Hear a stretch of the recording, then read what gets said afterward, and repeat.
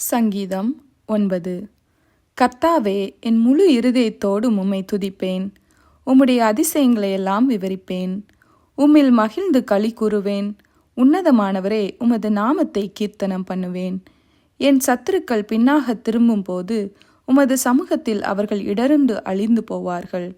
நீர் என் நியாயத்தையும் என் வழக்கையும் தீர்த்து நீதியுள்ள நியாயாதிபதியாய் சிங்காசனத்தின் மேல் வீற்றிருக்கிறீர்.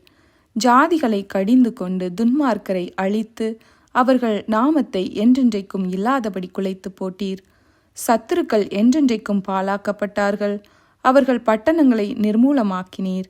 அவர்கள் பேரும் அவர்களோட கூட ஒளிந்து போயிற்று.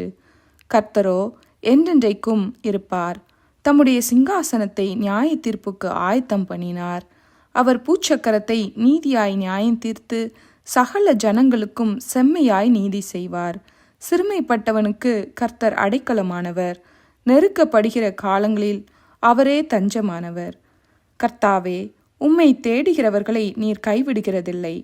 ஆதலால் உமது நாமத்தை அறிந்தவர்கள் உம்மை நம்பியிருப்பார்கள். சீயோனில் வாசமாயிருக்கிற கர்த்தரை கீர்த்தனம் பண்ணி அவர் செய்கைகளை ஜனங்களுக்குள்ளே அறிவியுங்கள். இரத்த பலிகளை குறித்து அவர் விசாரணை செய்யும்போது அவைகளை நினைக்கிறார். சிறுமைப்பட்டவர்களுடைய கூப்பிடுதலை மறவார். மரண வாசல்களிலிருந்து என்னை தூக்கி விடுகிற கர்த்தாவே, நான் உம்முடைய துதிகளை எல்லாம் சீயோன் குமாரத்தின் வாசல்களில் விவரித்து உம்முடைய இரட்சிப்பினால் களி கூறும்படிக்கு தேவரீர் எனக்கு இறங்கி என்னை பகைக்கிறவர்களால் எனக்கு வரும் துன்பத்தை நோக்கி பாரும். ஜாதிகள் தாங்கள் வெட்டின குழியில் தாங்களே விழுந்தார்கள். அவர்கள் மறைவாய் வைத்த வலையில் அவர்களுடைய காலே அகப்பட்டு கொண்டது. கர்த்தர் தாம் செய்த நியாயத்தினால் அறியப்படுகிறார்.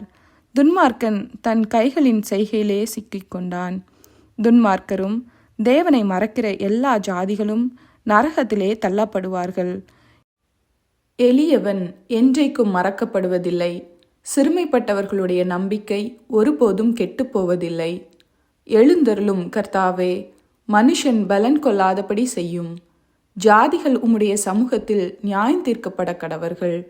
ஜாதிகள் தங்களை மனுஷர் என்று அறியும்படிக்கு அவர்களுக்கு பயம் உண்டாக்கும் கர்த்தாவே.